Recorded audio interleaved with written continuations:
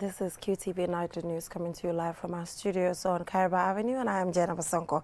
Here are the main news headlines. On Wednesday, Vice President Mohamed B.S. Jallow, along with the Ministers of Trade, Environment and Public Service, appeared before lawmakers at the National Assembly to address questions related to their respective ministries. The UNFPA and the International Trade Center, in partnership with the private sector, Tuesday launched the Gambia Private Sector for Equality campaign.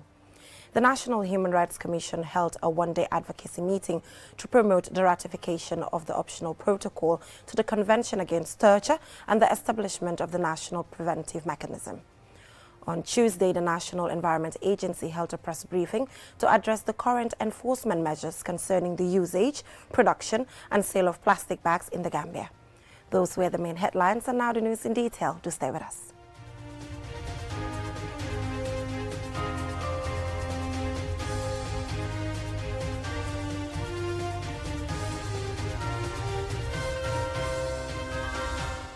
Thank you for staying with us. You're watching QTV News, and I am Jenna Basonko.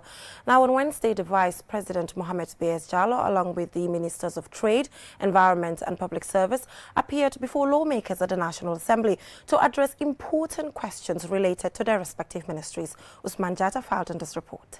Wednesday's session was a clear display of parliamentary politics as National Assembly members took the opportunity to question several government officials on key national issues, including investment opportunities arising from the OIC summit.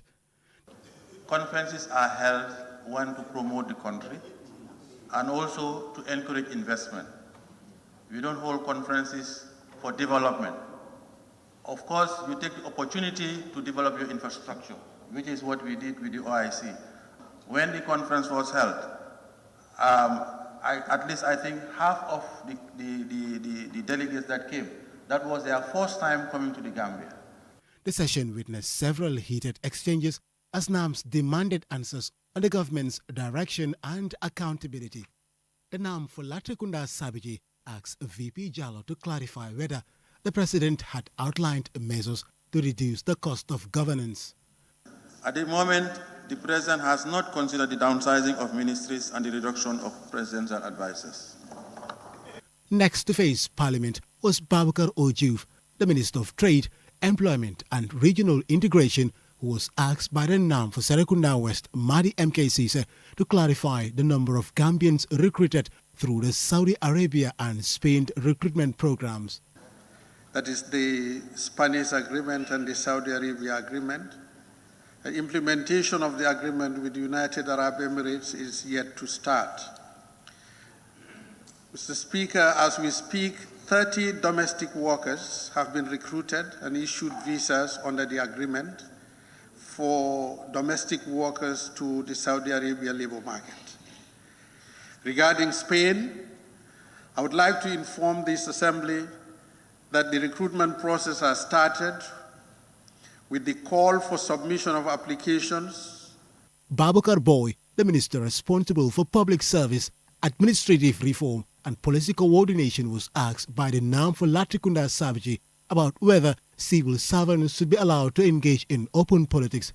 Minister Boy responded that civil servants must remain neutral and focus on delivering public services without political bias. However, the NAM sought further clarification on the issue of political engagement by government employees. And we as a ministry do not go out in the political arena to monitor which civil servants are involved, because we don't have staff trained for that. Rohi John Manjang, the Minister of Environment, Climate Change and Natural Resources, was next in line, tasked with updating the Assembly on the progress of the EBA ecosystem-based adaptation project. 2018, the project has embarked on large-scale implementation of ecosystem-based adaptation, that's the EBA, across 182 communities, with the goal of enhancing climate resilience of rural communities, particularly women, youths, and other vulnerable groups. By holding ministers accountable and ensuring transparency, Parliament plays a crucial role in keeping the government on track and maintaining public trust. Osman Chata, reporting for QTV News. The UNFPA and the International Trade Center, in partnership with the private sector, Tuesday launched the Gambia Private Sector for Equality campaign, aimed at driving action for gender equality within private businesses. Mamjara Kamara has the rest of that story. As part of the International Women's Day celebration, this campaign aims to raise awareness for a more inclusive society where women and girls can thrive in the business sector. Abubakar Ojuv, Minister of Trade, who officiated the launch ceremony, spoke on the importance of empowering women in business and the significance of launching such an initiative. International Women's Day, celebrated annually on March 8, is significant as a celebration of the achievements of our collective efforts towards empowerment of girls and women and gender equality. The launch of the Private Sector Coalition to advance gender equality, to support MSMEs, especially women-led businesses, to effectively participate in trade is very timely. Deiro Sar, the UNFPA country representative, emphasized the importance of championing women in the private business sector. By championing women's health as well and rights, we are strategically investing in women-led businesses, but we are also co-creating a future where communities are not only stronger but more resilient. So this campaign for us is a collective vision. We are looking for a world where women-owned businesses will flourish and where the private sector stands with us as a powerful force for good building an inclusive and just society for all. Ngone Pane, senior technical expert at ITC Gambia, highlighted the low participation of women in the business sector and the lack of access to resources for women. Globally, up to 40% of a country's GDP is spent on public procurement. Yet only 1% goes to women-led businesses. We do not ask the question why, because I think we have passed that. It now becomes a question of access. What we need is to be given the access to do what we know we can do. The event also marked the launch of the procurement guideline for women-led businesses in the Gambia, aimed at easing the path for women to access procurement opportunities for their businesses. We recognize that women-led businesses are powerful drivers of economic growth and sustainable development. However, access to public procurement opportunities in particular has often been limited due to various challenges, including regulatory barriers, lack of awareness, and financial constraints. This guide serves as a practical tool to bridge these gaps, empowering women entrepreneurs with the knowledge and resources needed to compete effectively in public tenders. Fatumata Jawara is the chairperson of the Women in Business Advocacy Group. Today, as we launch the Gambia Private Sector Equality Campaign, we reaffirm our commitment to advancing women's health, rights, and economic participation. This is not just about policies. It is about building an ecosystem where women thrive without limits, where the private sector becomes a force for inclusion, and where no woman is left behind. The initiative will consist of nationwide awareness campaigns, media engagements, and other sensitization programs focusing on women's health, rights, and economic status. For QTV News, I am Mamjara Kamara. In a bid to strengthen its commitment to human rights protection, the National Human Rights Commission held a one-day advocacy meeting to promote the ratification of the optional protocol to the Convention Against Torture and the establishment of a national preventive mechanism. Yafa Tugay has more. The meeting gathered government representatives, civil society organizations, and human rights advocates to discuss the importance of these measures in promoting transparency, accountability, and preventing torture. The meeting is part of the NHRC's efforts to align the Gambia's laws with international human rights standards, focusing on ratifying the OPCAT to prevent torture through an independent detention monitoring system. In 2023, the Gambia enacted the Prevention and Prohibition of Torture Act to demonstrate the Convention Against Torture, ratified in 2018.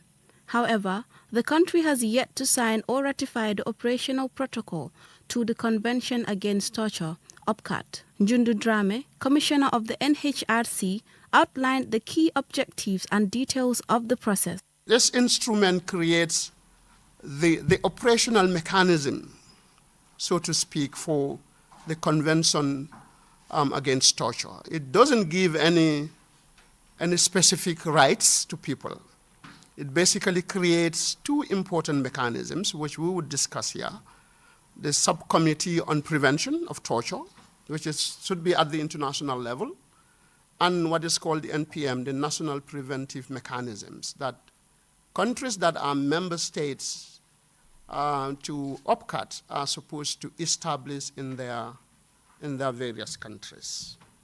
Hussein Tomasi, Solicitor General and Legal Secretary for the Ministry of Justice, discussed the country's legal reform progress in relation to the TRRC and its developments. You will all agree with me that the Gambia has made significant strides in advancing human rights and reinforcing the rule of law.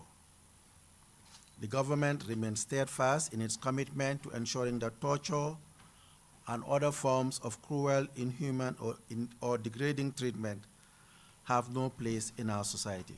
Imran Dabo, a participant, emphasized the urgent need for the Gambia to ratify and implement the UPCAT. We are hoping that at least the state, which is the government of course, takes a more serious look at ratifying the UPCAT, which is the optional protocol to the Convention Against Torture. We hope that they would ratify and hopefully also establish or at least assign an institution as the preventive mechanism. The NHRC's advocacy meeting highlighted the crucial role of the UPCAT and NPM in promoting transparency and accountability in the Gambia's detention facilities.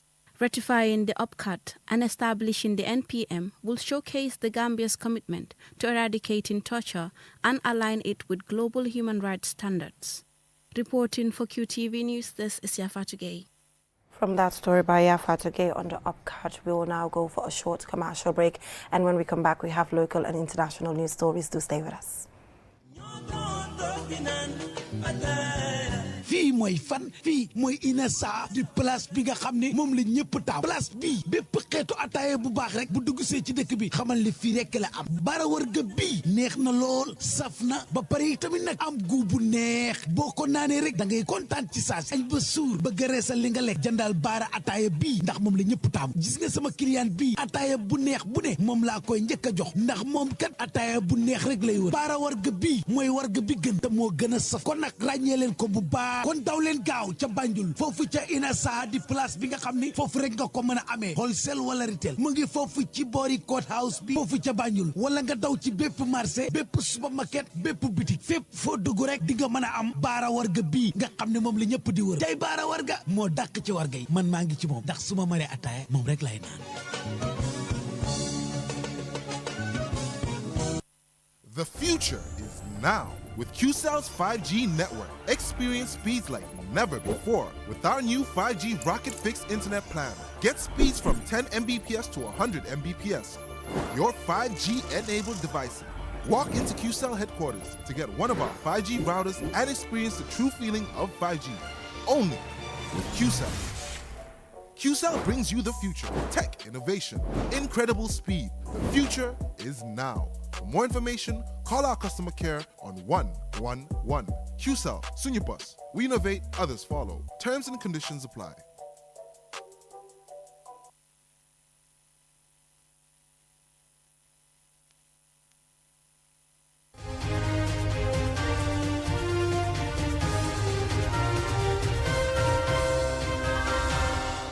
Welcome back from that short commercial break. If you're just tuning in, you're watching QTV News, and I am Jenna Basonko. Still on local news, on Tuesday, the National Environment Agency held a press briefing to address the current enforcement measures concerning the usage, production, and sale of plastic bags in the Gambia. Mam Nabuka was there, and this is her report. This press briefing aims to inform the public and stakeholders about the government's commitment to tackling the environmental issues related to plastic waste. Despite the ban on plastic bags in the Gambia since 2015 and numerous sensitization programs, their importation, sale, and use have continued playing a significant role in the rise of numerous health and environmental problems. As part of its enforcement strategy to protect the environment and ensure compliance with the law, the National Environment Agency, in collaboration with the Gambia Police Force, recently launched a nationwide effort to enforce environmental laws, including the plastic ban. The NEA increased inspections and closely monitored retailers and manufacturers to ensure adherence to these laws, resulting in the confiscation of over 7 tons of plastic. Here is Dauda Baji, the Executive Director of the National Environment Agency. The plastic can be considered as drugs now, particularly single-use plastic, because you are getting a lot of money. It's quick business. I'm very much interested in the people who are importing. Because for me, when there is no market, there will be no buyer or seller. So our focus will be more on the people who are even bringing this. The journey will be challenging. It's going to be frustrating. But at the end of the day, what is key is to ensure that we are safe as a people, as well as other creatures that are created by God that depend on us. Mr. Baji outlined the current regulations stressing the importance of compliance among buyers, sellers, and users of plastic bags. He stated that anyone caught violating the laws could face fines ranging from $5,000 to over $200,000, depending on the severity of the offense. Baji also urged the public to use alternative products. If you know that if I'm using this plastic, it has a very serious health implication for me, even if it's worth $2, it's better than to buy something that is $5 that is going to give you a good health. So I think that is the balance that people have to look at and realize that it's not only affordability, but look at the dangers associated with what you are using and how it impacts on you and the rest of mankind, than thinking about the economic benefit that you're going to get from there. The NEA Executive Director urged the public to join them in the fight to eliminate plastic pollution in the Gambia. If you go to the supermarket, they want to give you plastic. You tell them, no, I don't need the plastic. Once, twice, 3 times, they realize the plastic is useless. But you buy toothpaste, you take plastic. You buy anything, they give you plastic, you take it. So how is the plastic going to be cleared out? Then there is a market. So let us work together to address a problem that affects all of us. While efforts are being made to enforce the ban on plastic bags, it remains uncertain how regular and effective the enforcement will be, given the Gambia's porous borders with Senegal, where dealers often infiltrate and smuggle plastic bags into the country. Mamna Buka, reporting for QTV News. The craft of making local mattresses from organic materials is a tradition passed down through generations. While modern technology has largely dominated the mattress industry, Malik C, a 70-year-old mattress maker from Fas Amadou in CRR, proves that traditional craftsmanship, when preserved, can stand the test of time. And Sumana Isonyasi tells us more. Malik C's passion for traditional mattress making began over 5 decades ago. And since then, it seems his future has been intertwined with this centuries-old craft, offering both comfort and sustainability. Starting out by selling these handmade mattresses made from cloth, thread and hay for just $1 in the 60s, he has gradually raised his prices over time to $7, $15, $25 and now $1,000. Widely admired in his community and across CRR, this skilled artisan sees himself not only as a vendor, catering to clients who prefer traditional mattresses or those unable to afford conventional ones, but also as a champion of preserving this ancient craft for future generations.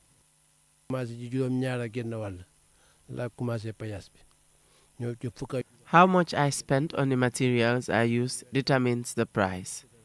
Just the cloth and thread alone cost me around $470, excluding other materials. Considering that, along with my workmanship, I earn very little profit, but I make sure not to overcharge my clients. For me, it's about passion, not profit. My goal is to sell at the most reasonable price. If my clients can't afford it, that would be bad business for me. Mr. C also shares how mattress making allows him to provide for his family and support those around him. As the oldest traditional bed maker in the area, he encourages young people in the region to help preserve this centuries-old craft by taking up mattress making. He also expresses his willingness to train anyone interested in learning the craft, ensuring its continuation for future generations. I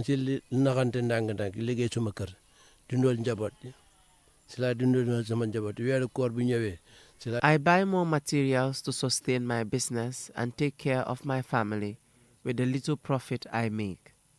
I am also able to purchase materials for my house. I am currently building my family home, all thanks to this business. For me, this is not just about putting thread on a piece of cloth. It is a deep sense of cultural value. Ansumane Sonyasi for KTV News. Inspiring story there by Ansumane Sonyasi. Now let's take a look at news beyond our borders.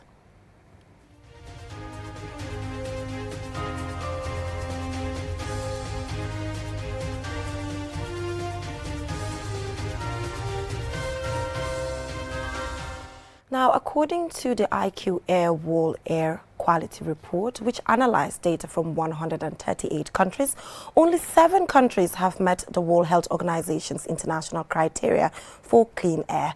More in this report. Countries that have met the international air quality standards set by the World Health Organization include Australia, New Zealand, the Bahamas, Barbados, Grenada, Estonia and Iceland, according to a survey of 138 countries. The report also revealed that Chad, the Congo, Bangladesh, Pakistan and India had the poorest air quality. Air pollution is recognized as the most common environmental toxin, responsible for around 6.7 million deaths globally, with the majority occurring in low and middle-income countries like the Gambia. According to the Institute of Health Metrics and Evaluation, air pollution was the second leading risk factor contributing to death and disability in the Gambia in 2019. In the Gambia, the Permian Health Clean Air Initiative is complementing government efforts to improve air quality. This local initiative aims to promote lung health by addressing critical gaps in air quality knowledge, technology, and evidence in the country. As part of the initiative, air quality sensors have been installed in various locations, including Canifing and the West Coast region. According to the IQ Air Wall Quality Report, while the number of countries and regions with air quality monitoring has steadily increased over the past 6 years, significant gaps in government-operated regulatory instruments remain in many parts of the world. Low-cost air quality monitors, sponsored and supported by citizen scientists, researchers, community advocates and local organizations such as the Permian Health in the Gambia have proven to be valuable tools in bridging these gaps and enhancing air monitoring networks globally. Reporting for QTV News, I am Jenna Bosonko. Well, that is all we have time for, but before we leave, let's recap our main headlines. On Wednesday, Vice President Mohamed B.S. Jallow, along with the Ministers of Trade, Environment and Public Service, appeared before lawmakers at the National Assembly to address questions related to their respective ministries. The UNFPA and the International Trade Center, in partnership with the private sector, Tuesday launched the Gambia Private Sector Program on Equality campaign. The National Human Rights Commission held a one-day advocacy meeting to promote the ratification of the optional protocol to the Convention Against Torture and the establishment of a national preventive mechanism. On Tuesday, the National Environment Agency held a press briefing to address the current encroachment enforcement measures concerning the usage, production, and the sale of plastic bags in the Gambia. Well, that is all we have time for in this edition of QTV News. Do join us tomorrow, same time for more news. Thanks for watching and enjoy the rest of our programs, particularly Youth Dialogue. It's up next.